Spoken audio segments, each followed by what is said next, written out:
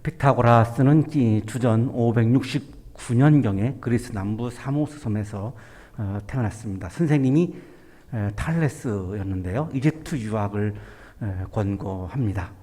그래서 이집트의 나일강으로 가서 나일강 연안에서 신전을 찾아다니면서 23년 동안 사제들에게서 기하학과 천문학을 배우고 그리고 신비 사상을 접하기 시작합니다. 지도에서 보시면은 지금 그 사모스 섬이 나오고 있는데요. 사실 위치로는 터키에 가깝지만 영토로는 그리스 영입니다. 바로 반모섬 바로 위에 있는 이 사모스 섬에서 피타고라스가 태어났습니다. 주전 525년에 페르시아가 이집트를 정복합니다. 다른 학자들과 함께 페르시아가 지배하는 바빌로니아로 끌려갑니다.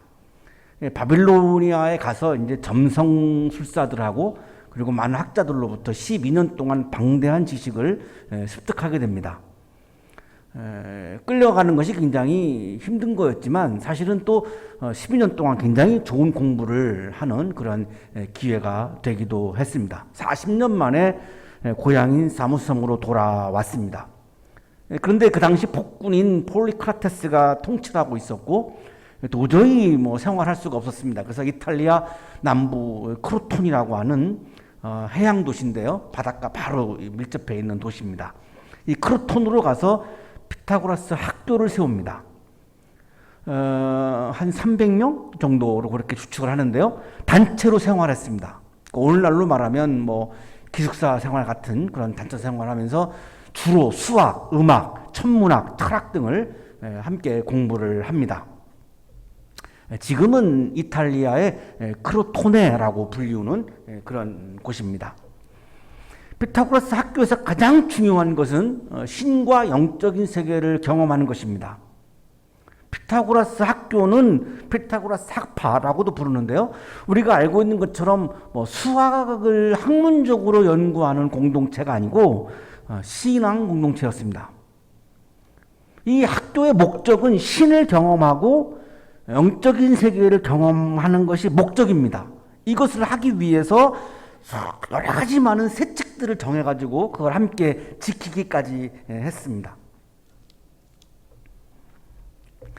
슈트리히는 독일의 철학자인데요.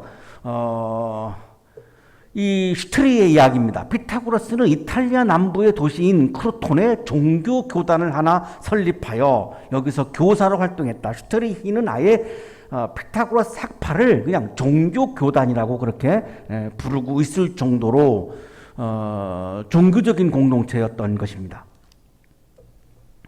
이기백님은 현재 우리 정암학당 학당장이신 이 그리스 고대 철학을 연구하신 아주 권위 있는 그런 철학자이신데요. 이기백님의 이야기입니다. 피타고라스는 신께 제물을 바치는 것이 가장 올바른 일이라고 생각했을 정도로 제의에 큰 관심을 기울였다. 예배가 가장 중요했다. 이렇게 이야기하고 있습니다. 진희숙님은 음악 평론가인데요. 음악사를 움직인 백인을 이분이 꼽았습니다. 근데 첫 번째 사람이 피타고라스입니다. 인용하겠습니다. 피타고라스는 제자들에게 신들과 하나 될 수 있는 방법에는 세 가지가 있다고 가르쳤다. 첫째는 대화이다. 직접적인 대화 방법으로 기도와 명상이 있으나 음악과 철학, 수학을 통한 간접적인 방법으로도 신과 하나가 될 수 있다고 했다. 왜 피타고라스 학교에서 음악을 공부하고 수학을 공부했냐면 그것이 신을 만나는 통로라고 하는 생각이 있었기 때문입니다. 그래서 수학을 연구하고 음악을 연구한 겁니다. 음악 자체나 수학 자체가 목적이 아니었습니다. 이들이 수학과 음악을 연구한 목적은 신과 영적인 세계를 경험하기 위한 하나의 어떤 도구요, 통로였던 거죠. 수를 만물의 근원으로 보았고 수를 영적인 세계의 수수께끼를 푸는 열쇠로 보았습니다. 우리가 지금 생각하고 있는 수의 개념하고는 굉장히 다릅니다. 어느 교회는 교인이 몇 명, 어느 교회에 가면 교인이 몇 명, 이런 그 수의 개념이 아닙니다. 피타고라스가 생각하고 있는 수의 개념은 신을 만나는 통로로서의 수입니다. 이따가 우리 성서일과 본문에서 천과 만이라고 하는 숫자가 나오는데, 사울이 지금 우리가 어느 교회 교인 몇 명 하는 차원에서 수를 그렇게 봅니다. 다윗은 수를 그렇게 보지 않습니다. 굉장히 영적인 차원에서 봅니다. 여기가 굉장히 중요한 부분인데요. 박남희 교수는, 철학과 교수입니다. 이렇게 얘기합니다. 피타고라스는 수의 가장 조화로운 상태가 영혼이라 한다. 수가 가장 조화를 이루는 것을 음악에서는 화성이라고 부릅니다. 1도, 4도, 5도, 8도가 가장 완전 어울림 화성인데요. 이게 수의 조화죠. 이 수의 조화가 뭐냐? 그게 영혼이다 라고 말합니다. 1대2의 비율에서 8도 화성이 나오고, 3대4의 비율에서 4도 화성이 나오고, 2대3의 비율에서 5도 화성이 나오죠. 자, 그런데 지구와 화성이 우주의 중심으로부터 길이를 재면 2대3의 비율입니다. 그러니까 이 지구와 화성에서는 5도 화성이 연주되고 있다라고 보는 거죠. 피타고라스가 그렇게 본 겁니다. 그러니까 피타고라스는 지금 현재도 지구와 화성 사이에서는 화성이, 5도 화성이 연주되고 있고, 그 연주는 신이 연주하고 있다라고 본 겁니다. 신이 별을 만들었으니까요. 그래서 화성을 신의 계시인 신탁이라고 봅니다. 이기백 님의 이야기를 인용하겠습니다. 그는 델포이의 신탁을, 델포이라고 하는 그리스에 가면 신전이 있는데요. 신탁은 신이 주는 계시죠. 신으로부터 받는 말씀입니다. 오늘도 우리가 성서일과의 말씀을 받고 있는데요. 이것도 하나의 신탁의 종류죠. 델포이의 신탁을, 너 자신을 알라가 바로 신탁의 그 중에 하나입니다. 델포이 신탁의 하나죠. 델포이의 신탁을 테트락티스라고 보고, 테트락티스를 세이렌들이 이루어내는 화음, 조화와 연관시키며 그 화음을 가장 아름다운 것이라고 본다. 화음이라고 하는 것, 화성이라고 하는 것이 바로 영적인 세계에 존재하는 것이다 라고 이야기를 하고 있는 거죠.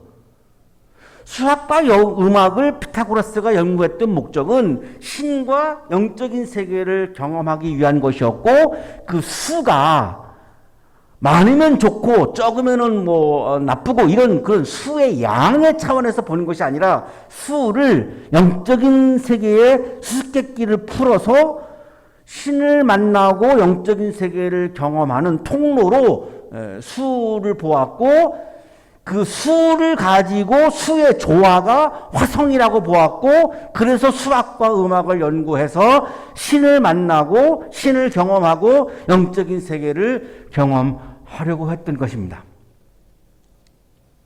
오늘의 성서일과는 인간의 욕망의 세계에 존재하는 권력의 힘과 영적인 세계에 존재하는 영적인 힘이 대비되는 장면의 말씀입니다.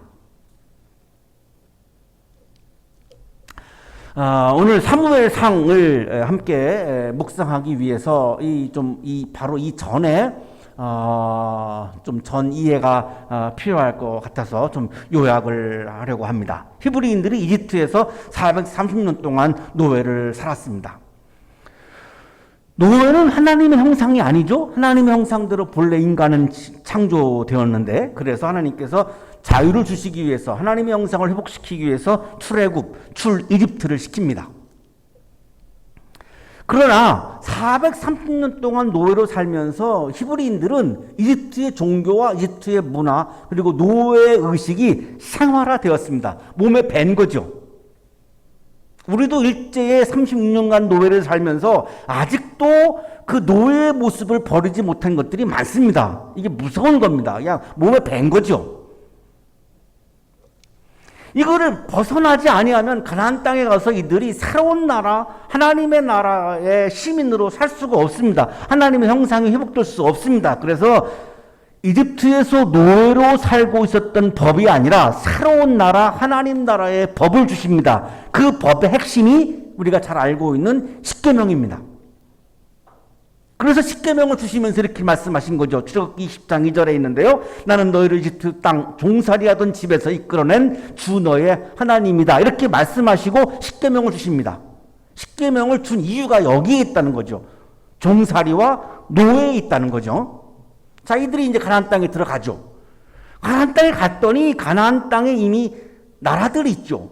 예를 들어서 모압, 암몬, 에돔 이런 나라들이 있는데 다 왕이 있는 도시국가입니다. 자, 그러나 히브리인들은 왕을 세우지 않습니다. 왜냐하면 이집트에서 왕 때문에 노예로 살았으니까요.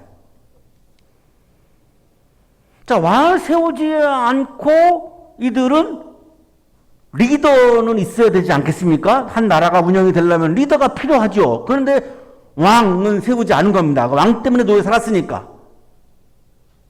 그래서 세운 것이 왕이 아닌 사사라고 하는 리더입니다. 그때에는 이스라엘에 왕이 없었으므로 사사기 17장 6절에 그렇게 말씀해 주고 있죠. 자, 이 사사는 히브리어로 쇼페트입니다. 왕은 멜렉입니다. 우리가 지금 알고 있는 세종대왕 할 때 이런 왕은 멜렉입니다. 자, 그런데 사사는 멜렉이라는 용어를 쓰지 않습니다. 쇼페트라고 씁니다. 혹은 나기드. 이게 군대 총사령관이라고 하는 의미입니다. 그러니까 군사에 관한 권한을 갖고 있었지 백성들을 통치하는 전제주의의 왕은 아니었던 겁니다. 이게 다른 도시국가와 달랐던 부분입니다. 사사는 두 가지 역할을 했는데 종교적인 역할, 군사적인 역할. 그럼 왕권은 누가 갖느냐? 하나님이 소유한 겁니다. 이거를 신정정치라고 부릅니다. 하나님이 왕이시기 때문에 사람을 왕으로 세우지 아니하고 단 외적들과 전쟁을 해야 하니까 군사적인 역할을 담당하는 나기드, 사사를 세웠던 거죠. 사사기 8장 23절입니다. 그러나 기드온이 사사 중에 한 사람입니다. 그들에게 말하였다. 나는 여러분을 다스리지 않을 것입니다. 나의 아들도 여러분을 다스리지 않을 것입니다. 오직 주님께서 여러분을 다스리실 것입니다. 왕권은 하나님에게 있고 나는 그 왕권이 없어요 라고 하는 이 사사의 나기드, 군대 총사령관의 정체성을 분명히 기드온이 말해주고 있죠. 사사시대의 공동체의 중심은 정치력이 아니고 하나님 신앙이었습니다. 구약성서학자 왕대일 교수의 설명입니다. 구약성서의 사사기는 사사들 또는 나기드라는 명칭으로 부르고 있다. 사사란 이스라엘이 위기에 몰릴 때 하나님에 의해 잠시 세워진 전사이다. 위기가 지나면 사사는 다시 원래의 자기 자리로 되돌아간다. 그래서 사사직은 임시직이었다. 왕처럼 늘 신분 자체가 왕인 게 아닙니다. 전쟁할 때만 필요한 사사인 거죠. 평상시에는 아니에요. 이런 어떤 통치자의 개념이 전혀 아닌 겁니다. 자, 그러나 히브리인들이 낯선 땅에 가가지고 얼마나 사는 것이 힘들어요? 외부적으로는 자꾸 외침을 받죠. 내부적으로는 다른 의견들이 막 충돌하죠. 힘들어요. 그래서 히브리인들이 왕을 요구합니다. 사무엘상 8장 5절입니다. 이때 사사가 사무엘이었습니다. 이제 모든 이방 나라들처럼 우리에게 왕을 세워주셔서 왕이 우리를 다스리게 하여 주십시오. 자, 히브리인들이 이때 요구한 것은 신정정치 체제에서의 지도자 나기드, 쇼페트인 사사가 아니고 멜렉을 원한 겁니다. 모든 권력이 사람이 갖고 사람이 사람을 통치하는 멜렉을 요구한 겁니다. 하나님 신앙이 없는 이방 나라들처럼 왕을 세워서 신정정치 체제를 왕정정치 체제로 바꾸겠다는 거죠. 그러면 하나님은 왕의 자리에서 내려오셔야 되죠. 대신에 하나님 자리에 사람이 올라가서 자신이 권력을 가지고 백성들을 다스리겠다는 거죠. 자, 이 요구에 대해서 하나님께서 사무엘에게 말씀합니다. 백성이 너에게 한 말을 다 들어주어라. 그들이 너를 버린 것이 아니라 나를 버려서 자기들의 왕이 되지 못하게 한 것이다. 사무엘상 8장 6절 7절인데요. 어떤 느낌이 오시나요? 제가 다시 한번 읽겠습니다. 백성이 너에게 한 말을 다 들어주어라. 왕정을 허락하겠다는 거죠. 자, 그런데 그 다음, 그들이 너를 버린 것이 아니라 나를 버려서 자기들의 왕이 되지 못하게 하는 것이다. 나를 왕의 자리에서 끌어내리는구나. 그래, 하라고 그래. 이게 흔쾌히 좋아서 허락하는 톤이 아니죠. 굉장히 하나님 마음에 불편하신 거예요. 내가 왕인데 나보고 왕의 자리에서 내려오라고 하니 하나님의 입장에서 그거를 안 데려가겠다고 하는 것도 참 그렇고, 그래서 굉장히 기분이 언짢은 상황에서 아 그래 해. 내가 뭐 이거 갖고도 하고 경쟁할 수도 없고 그래 해. 이런 심정이시죠. 굉장히 불편했던 겁니다. 그러니까 하나님은 왕정을 원하지 않았던 거죠. 하나님이 왕이니까요. 그래서 하나님이 왕정을 허락하시면서 제한된 왕권을 주셨습니다.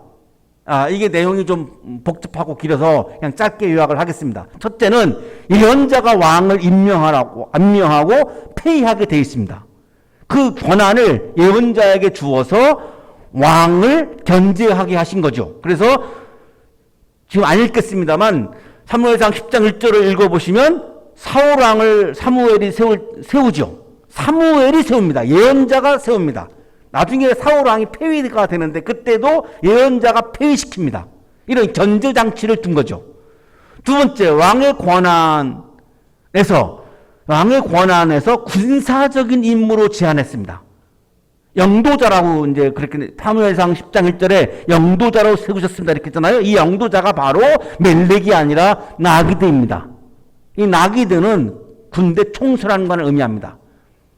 그러니까 모든 백성을 내가 통치하는 그런 왕으로 허락하신 게 아니라 군대 총수랑관으로 허락을 하신 거죠. 세 번째, 전쟁 선포는 종교 지도자의 허락을 받아야 했습니다. 안 그러면 왕이 막 전쟁을 좋아하는 사람이면 전쟁을 막 하게 되면 많은 국민들이 얼마나 힘듭니까? 그래서 종교 지도자의 허락을 받게 해서 견제를 한 거죠. 사무엘이 전쟁을 할 때 사무엘상 10장 8절에 전쟁을 해야 되겠는데 사무엘이 오지를 않아요. 사무엘이 허락을 받아야 되는데 그 장면이 바로 13장 8절에 그 근거가 나오고 있습니다. 네 번째, 왕의 통치는 하나님의 법에 근거해야 합니다. 신명기 17장 18절 19절에 나와 있는데요. 왕은 통치를 할 때 하나님의 법을 가지고 통치해야지 자기 뜻대로 통치하면 안 된다. 이렇게 제한된 왕권을 주신 거죠. 자, 하나님께서 왕을 요구하는 것은 나를 버리는 거야 라고까지 말씀했는데, 그리고 제한된 왕권을 주셨는데 히브리인들은 왕정을 시작합니다. 그래서 나오는 게 1대 왕이 사울이고 2대 왕이 다윗이고 3대 왕이 솔로몬이죠. 어떤 분들은 사울은 좀 그렇고요. 다윗, 솔로몬을 굉장히 이렇게 긍정적으로 보시는 분들도 있는데 저는 개인적으로 긍정적으로 보지 않습니다. 이 세 사람을 다 긍정적으로 보지 않습니다. 왜냐하면 하나님이 분명히 사무엘상을 정독을 해보시면 왕을 요구하는 것에 대해서 굉장히 못마땅하셨습니다. 내 자리를 찬탈하는 것으로 여기셨습니다. 그래서 결국은 솔로몬 때 주전 922년인데요. 결국은 이스라엘이 남왕국 북왕국으로 분열이 되고 결국은 북왕국은 아시리아에게 망하고 남왕국은 바벨론에게 망합니다. 왕정이 3대까지밖에 못 간 겁니다. 이게 하나님이 원하시는 게 아니었거든요. 1대 사울, 2대 다윗, 3대 솔로몬. 자, 오늘 사무엘상이라고 하는 말씀은 8장부터 15장까지는 사울에 관한 말씀이고 16장부터 31장까지는 다윗이 왕으로 등극하기 전까지입니다. 그러니까 사무엘 하러 가면 다윗 왕의 통치하는 장면이 나오게 되고요. 사무엘상 16장 31장의 말씀은 다윗이 왕으로 등극하기 이전의 말씀이에요. 자, 오늘 성설과가 사무엘상 18장이죠. 여기에 해당합니다. 다윗이 왕으로 등극하기 전에 해당하는 말씀입니다. 자, 여기서 제한된 왕권을 어기고 자신의 권력으로 통치하는 사울왕과 하나님의 통치를 따르고 하나님으로부터 오는 영적인 힘을 의지하는 어린 다윗이 충돌하는 장면이 오늘의 성서일과입니다. 우리도 내면적으로 늘 그런 갈등을 하는 거죠. 내가 어떤 인간적인 내 욕망을 채워가는 삶, 아니면은 하나님이 원하시는 삶, 이런 이 두 사이에서 굉장히 우리는 갈등하며 살죠. 기독교인들은, 모든 그리스도인들은. 자, 여기서도 사울은 굉장히 인간적인 권력을 추구하는 사람으로 나오고 다윗은 하나님을 의지하는 사람으로 나오다 보니까 두 사람이 충돌하게 되는 거죠. 다윗은 이새의 아들이고 소년이었습니다. 그런데 블레셋 장군, 골리앗 장군 3m, 키가 3m인데요. 이 골리앗 장군을 이기죠. 이 다윗은 늘 하나님이 나와 함께 하신다라고 하는 믿음이 있었어요. 영적인 힘이 나에게 늘 함께 하고 있다라고 믿었어요. 그래서 골리앗을 무서워하지 않았던 거죠. 전쟁에서 이기고 오니까 여인들이 춤을 추면서 노래를 부르는데 그 노래 가사가 이런 겁니다. 사울은 수천 명을 죽이고 다윗은 수만 명을 죽였다. 굉장히 사울도 많은 적들을 죽였고 다윗도 많은 적들을 이겼다라고 하는 것을 그냥 문학적으로 예술적으로 수천 명, 수만 명이라고 얘기한 것을 사울은 이 수의 양의 차원에서 이거를 받아들인 거예요. 그러니까 내가 왕인데 나는 수천 명이라고 노래하고 다윗은 왕도 아닌데 수만 명이라고 노래하니 이 굉장히 불편했던 거예요. 수를 양의 개념으로 보았기 때문입니다. 여기서 사울이 다윗을 두려워하기 시작합니다. 사무엘상 18장 8절입니다. 이제 그에게 더 돌아갈 것은 이 왕의 자리밖에 없겠군. 그러면 다윗에게 왕의 자리가 가겠네? 라고 생각을 하면서 두려워하는 거죠. 하나님께서 명령하신 제한된 왕권을 어기고 칼로 권력을 행사한 사울. 그는 하나님이 함께 하시는 다윗을 두려워하는 겁니다. 사울이 보기에도 하나님이 다윗과 늘 함께 하시는 것으로 느껴졌거든요. 나에게는 함께 하시지 않다라고 느꼈고, 그러니까 다윗이 두려운 거예요. 모든 권력을 다 쥐고 있는 왕의 시종을 들고 있는 소년 다윗을 두려워하고 있는 거예요. 나의 욕망의 차원에서 존재하는 권력의 힘과 하나님으로부터 오는 영적인 힘 두 사이에 파워게임으로 볼 때에 이게 지금 게임이 안 되고 있는 거죠. 왕이 소년을 두려워하고 있으니까요. 자, 오늘의 성설과가 이제 이렇게 시작됩니다. 바로 그 다음날 하나님이 보내신 악한 영이 사울에게 내려 덮치자. 여기가 또 조금 어렵죠. 어떻게 하나님이 악한 영을 주실 수 있을까? 장일순 교수의 설명입니다. 로빈스는 구약 성서에서 유일신 신앙을 강조했기 때문에 선과 악이 모두 야훼에게서 나온 것으로 보았다고 말한다. 선과 악을 다 하나님이 관장하고 있기 때문에 선한 영도 악한 영도 다 하나님으로부터 주어진다라고 그렇게 보고 있는 거죠. 자, 그런데 제한된 왕권을 어긴 사울에게, 자기 자리를 찬탈한 사울에게 하나님이 처음에는 하나님의 영을 부어주셨어요. 근데 제한된 왕권을 버리고 이 하나님의 말씀을 따르지 않으니까 악한 영을 내리신 거죠. 하나님께서 사울이 처음에 나기드가 되었을 때, 총사령관이 되었을 때 하나님의 영을 부어주시는 장면이 나옵니다. 사무엘상 11장 6절입니다. 이 말을 듣고 있을 때 사울에게 하나님의 영이 세차게 내리니, 하나님의 영이 분명히 사울에게 내렸죠.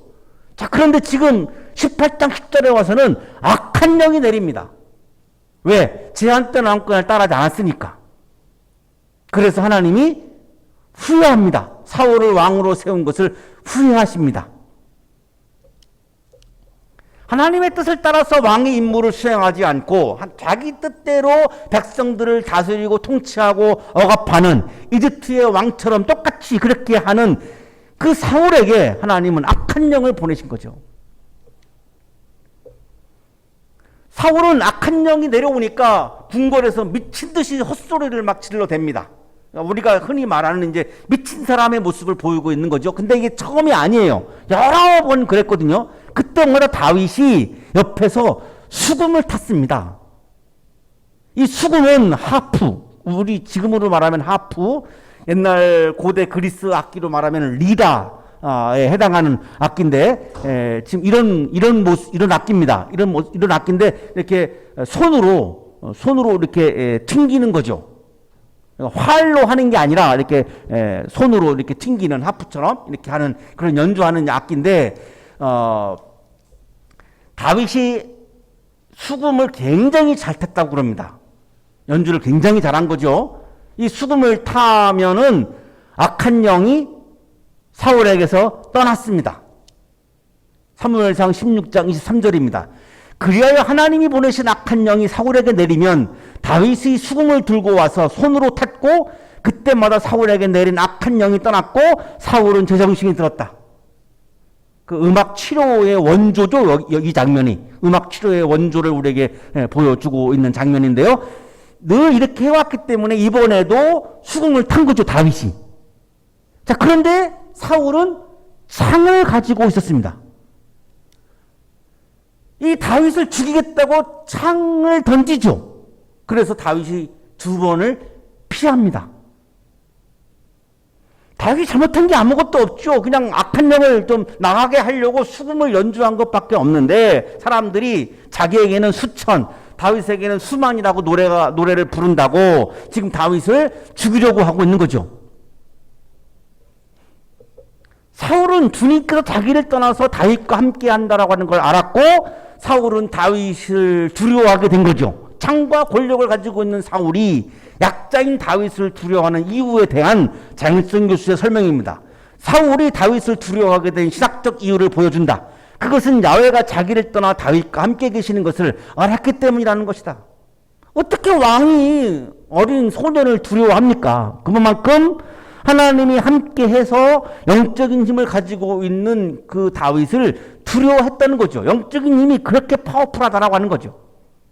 자, 그러니까 사울이 다윗을 천부장으로 임명합니다. 천부장은 1000명의 병사를 다스리는 지휘관인데요. 전쟁터로 보낸 겁니다. 지휘관으로 세워가지고. 왜냐하면 전쟁터에 가서 죽게 하려고. 그래서 다윗이 부대를 이끌고 출전을 한 거죠. 주님께서 그와 함께 계셨기 때문에 어디를 가든지 그는 항상 이겼다. 오늘 가장 중요한 본문이 14절인데요.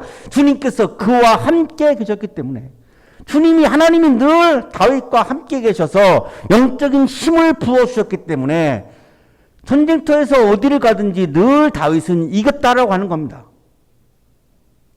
사울은 칼의 힘과 자신의 권력을 의지했고 다윗은 하나님으로부터 오는 힘, 영적인 힘을 의지한 거죠. 사울은 인간의 욕망의 세계에 존재하는 이런 자기 권력을 가지고 살려고 했던 것이고 다윗은 하나님의 법을 따르고 하나님의 권력을 따르고 하나님의 힘을 따라서 내게 주어진 힘을 자제하고 하나님의 힘이 드러나는 삶을 살아간 거죠. 사울이 사용했던 칼을 사용한 무력, 하나님을 버리고 자신의 힘을 사용한 정치 권력보다 하나님이 함께 하시는 영적인 힘이 훨씬 더 강했던 것이죠. 그래서 왕인 사울이 소년 다윗을 두려워하고 있는 겁니다. 다윗이 이렇게 큰 승리를 거두니 사울은 그것을 보고 다윗을 매우 두려워하였다. 그러나 온 이스라엘과 유다는 다윗이 늘 앞장서서 싸움터에 나가는 것을 보고 모두 그를 좋아하였다. 사울은 두려워했는데 사람들은 다 다윗을 좋아했습니다. 왜 그럴까요? 사울은 정치 권력, 욕망의 세계에 존재하는 정치 권력을 가지고 이거를 행사하면서 살려고 했던 것이고 다윗은 하나님의 힘을 따르는 삶을 살아가려고 했던 것이고 그래서 사울은 다윗을 두려워했지만 이스라엘은 북쪽을 말하고 유다는 남쪽을 말합니다. 온 이스라엘 사람들은 다 다윗을 좋아했다는 것입니다. 이스라엘의 모든 백성들은 영적의 세계에 존재하는 정치 권력을 가지고 사람들을 억압하고 사람들을 통제하고 사람들을 억누르고 자신의 이익을 취하고 하는 것을 좋아하지 않았던 거죠. 하나님의 힘을 따르고 공적인 힘을 가지고 나 개인의 이익을 위해서 살아가는 것이 아니라 모든 공동체를 위해서 공적인 힘을 행사하며 살아가는 다윗을 좋아했던 거죠. 오늘날에도 마찬가지죠. 내게 주어진 권한, 내게 주어진 힘을 가지고 나의 이익을 추구하는 사람을 우리는 좋아하지 않습니다. 내게 주어진 권한을 가지고, 내게 주어진 힘을 가지고 모든 사람들이 좋아하는, 행복해하는 그 일을 위해서 그 힘을 사용하는 사람을 오늘날에도 사람들은 그 사람을 좋아하죠. 하나님께서 다윗과 함께 하셔서 사울은 다윗을 두려워했지만 온 백성은 다윗을 좋아했습니다. 나에게 주어진 권력을 자제하고 하나님으로부터 온 영적인 힘으로 하나님 나라를 세워가는 사람에게 하나님께서 함께 하심을 보여주고 있습니다. 사람들은 그 사람을 좋아하고 그 사람에게 언제나 승리가 있습니다. 여러분 모두에게 주어진 힘들이 있습니다. 그 힘을 나의 나라를 세우는 데 사용하지 마시고 모두가 행복하게 살아갈 수 있는 하나님의 나라를 세워가는 일에 사용하셔서 사람들이 여러분을 좋아하고 여러분의 삶에 늘 승리가 충만한 삶이 되시기를 주님의 이름으로 축복합니다. 거룩하신 주님, 하나님이 주신 힘을 감사하지 아니하고 이기적으로 나만을 위한 것에 사용할 때가 많았음을 고백합니다. 주님, 우리들에게 하나님의 영을 부어주셔서 하나님이 주신 힘을 나를 위해서 사용하는 것을 절제하고 자제하고 모두를 위한 일에 아낌없이 그 힘을 기쁨으로 사용할 수 있는 그리스도인으로 살게 해 주옵소서. 거기에 승리가 늘 함께 있을 것을 믿습니다. 예수 그리스도 이름으로 기도하옵나이다. 아멘.